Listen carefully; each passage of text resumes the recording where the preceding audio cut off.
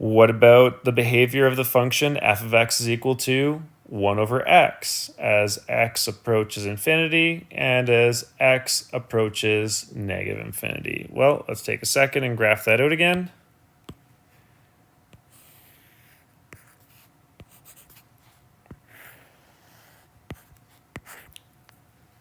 I still have my vertical and horizontal asymptotes at x equals 0 and at y equals 0.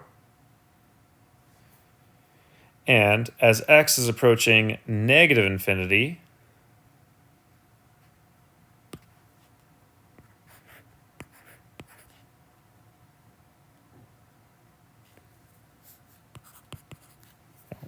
sorry, I'll use a darker color for you. As x approaches negative infinity, the function approaches 0. What about from positive infinity?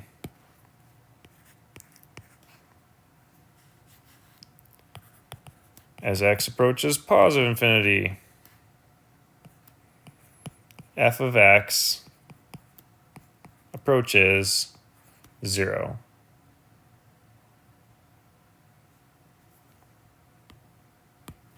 Why is this true? Because 1 over a very big number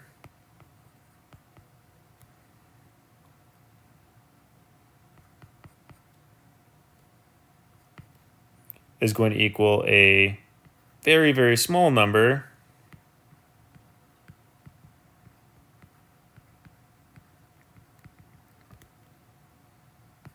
which is going to approach 0.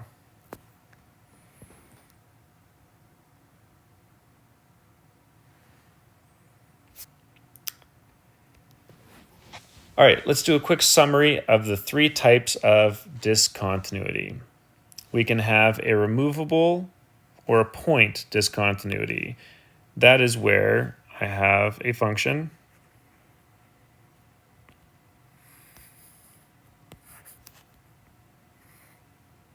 where it's all continuous, and then suddenly I have a point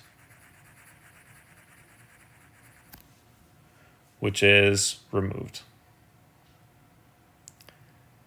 I can have a jump where I have a function that's moving smoothly, and then suddenly it jumps and starts up the function somewhere else. And remember, we just looked at an example of this. An infinite discontinuity is a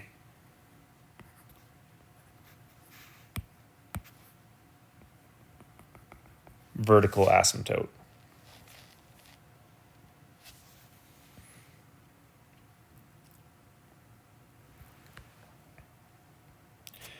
We can also have one-sided limits. Now remember, when we think of one-sided limits, then that means that the limit as x approaches a of the function does not exist.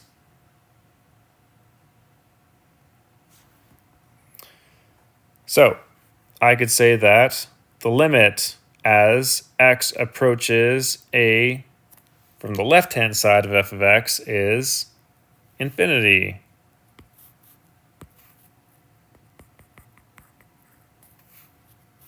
That means that as the function gets closer and closer to a, it shoots up to positive infinity.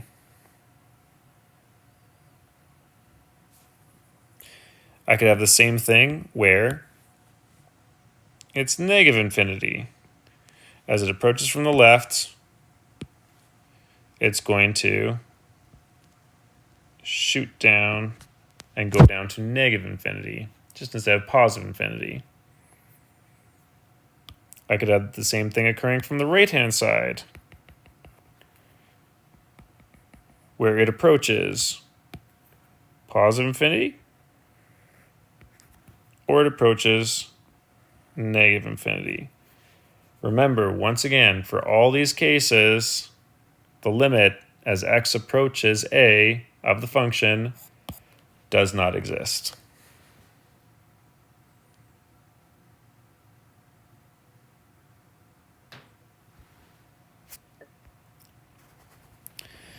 So, if we're going to evaluate the limit as x approaches 2 of the function, the absolute value of x minus 2 over x minus 2, then we're going to say that the absolute value of x minus 2 is going to be negative of x minus 2 when x is less than 2, or x minus 2 if x is greater than or equal to 2. Remember that this is going to have a vertex that's going to occur at 2 and 0.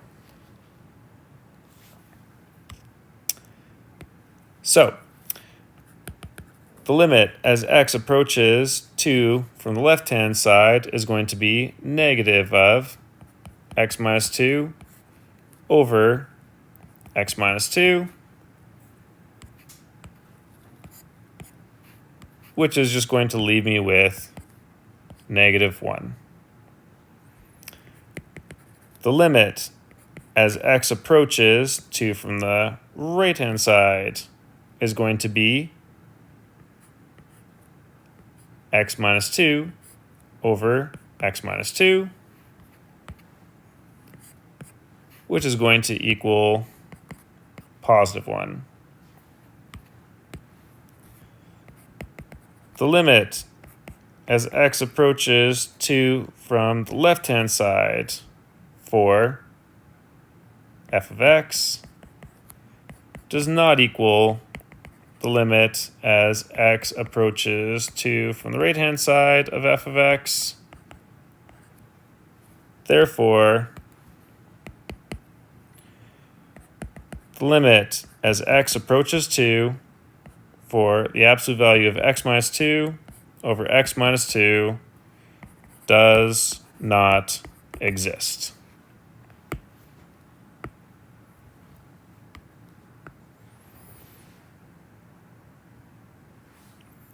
So, what is a limit? A limit is the value that the dependent variable is approaching as the independent variable gets closer to a certain number.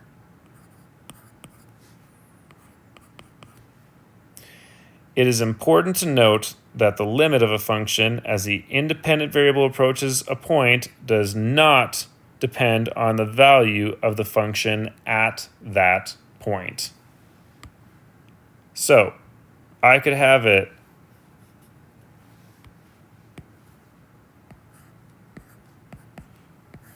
where I have a function with a discontinuity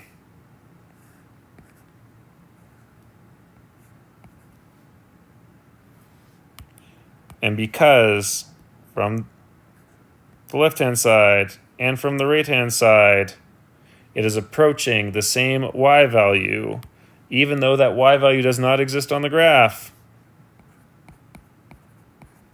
I can still have a limit of 3. If I have a continuous function,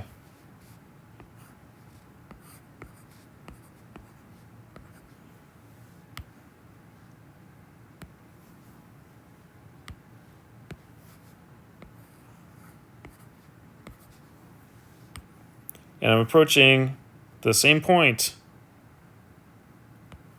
but it does exist on the graph,